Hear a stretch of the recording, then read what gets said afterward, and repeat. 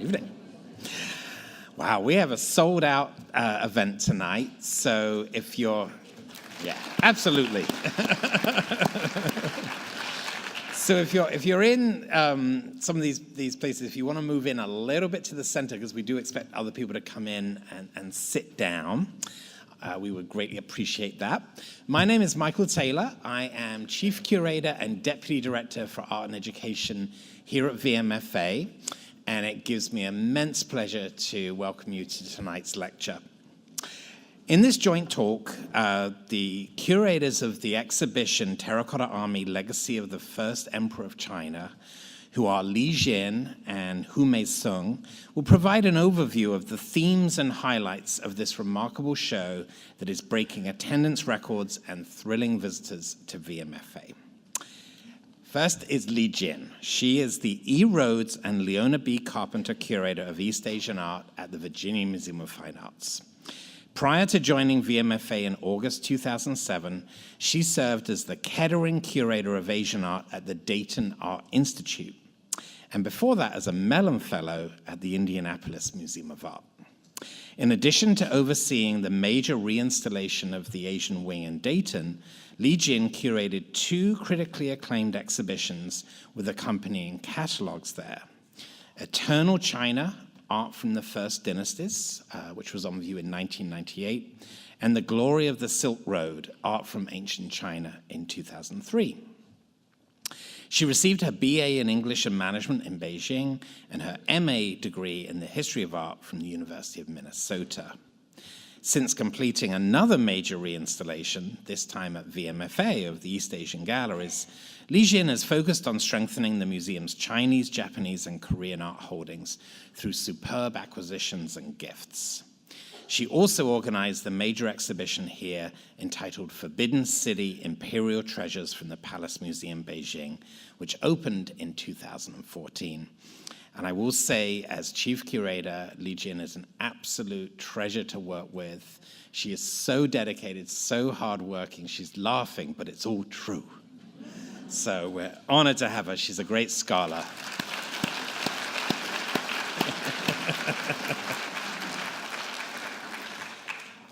Our second speaker will be Dr. Hu Mei-sung, and she has been the Curator of Asian Art at the Cincinnati Art Museum since 2002. She received her BA and MA degrees from the National Taiwan University and her PhD in Museum Studies from Case Western Reserve University. Prior to joining the Cincinnati Art Museum, Dr. Sung served as Research Associate at the Cleveland Museum of Art and has held a variety of research and teaching positions in both Asia and the United States, including the National Palace Museum in Taipei, the Cleveland State University, and Case Western Reserve University. In 2000, she received a Fulbright scholarship to carry out research on Ming court paintings and has more than, actually a little under 50 publications. I think you have 49 publications under her name. You know that 50th is on the way. These include Decoded Messages, the Symbolic Language of Chinese Animal Painting, which was published by Yale University Press in 2009, and Masterpieces of Japanese Art in the Cincinnati Art Museum, which was published by D. Giles in 2014. Please join me in welcoming both speakers to the podium, beginning with Li Jin, for what I'm sure will be a fascinating and insightful lecture. Enjoy.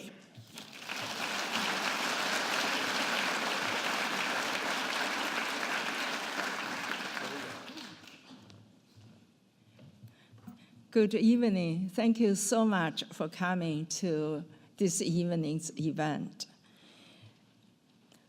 Hu Mei-sung and myself are so pleased to be here with you to introduce this exhibition and its contents.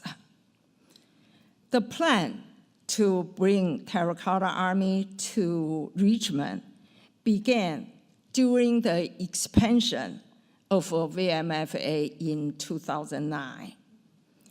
But major preparation did not begin until 2015, followed the Forbidden City exhibition.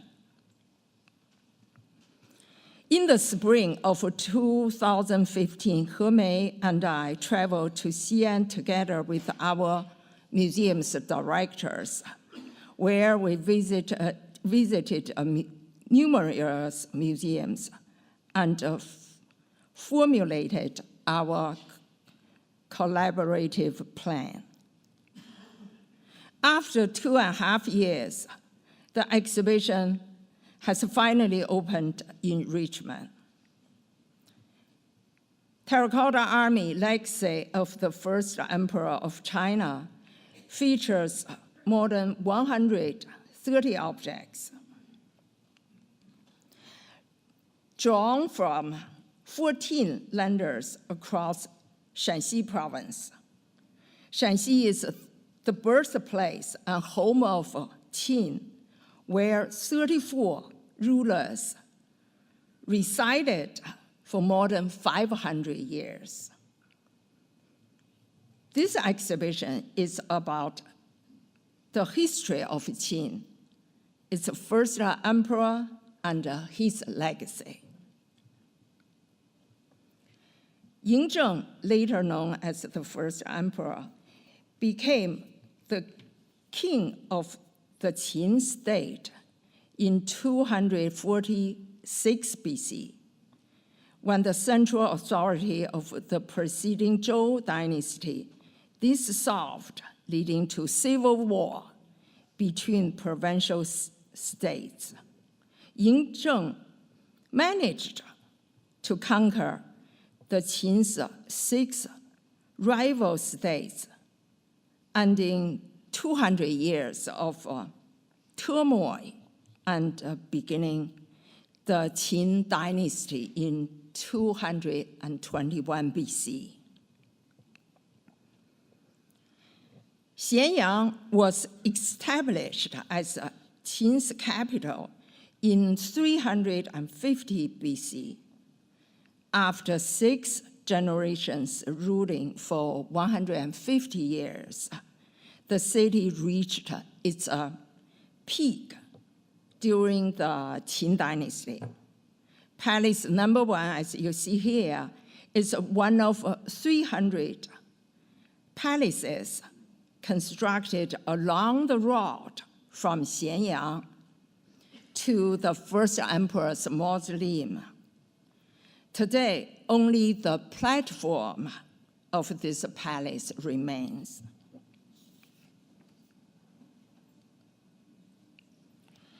Under the first emperor, the Qin court issued edicts to abandon the use of currencies and merriments from other states. The Qin coins, see on the left, became the standardized currency that would circulate for trade across the newly unified country. According to Qin law described on the placard to the left, the standardized weight must bear an official edict. After the death of the first emperor, the throne passed to his son, Hu Hai, who issued a second edict enforcing the initial law. The weight to the right is a rare example on which both edicts are chiseled. Beginning in 219 BC, the first emperor made 5 imperial tours across the unified country. This bronze chariot, excavated near the emperor's tomb, may be modeled after his royal convoy.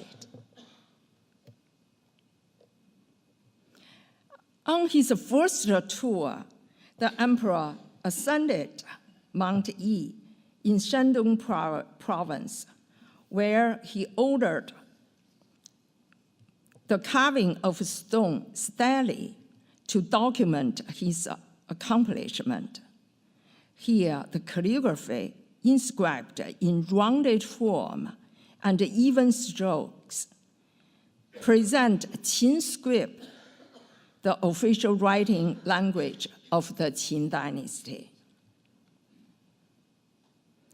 Qinhuangdao, a port city on the eastern coast in Hebei province, is the only place in China named after the first emperor.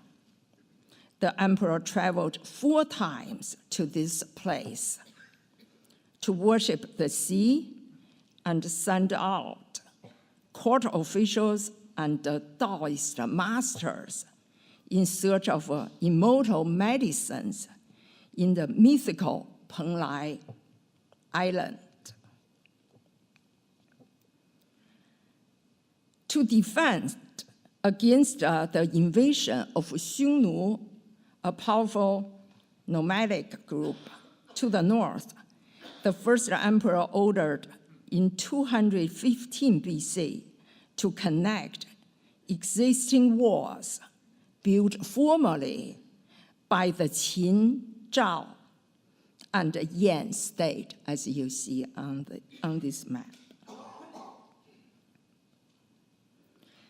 This section of the Great Wall, 15 feet high and 20 feet wide at the base, was constructed with processed stones and earth in the Qin dynasty. It is estimated that 700,000 workers participated in construction projects, including the wall, the mausoleum, and palaces. All of this quickly exhausted the Qin's labor forces and its financial resources. Now, section 2. This section of the exhibition goes back to Qin's early history. Beginning in the 8th century BC, Qin grew through eastward migration from a small state into a very powerful empire by the 3rd century BC.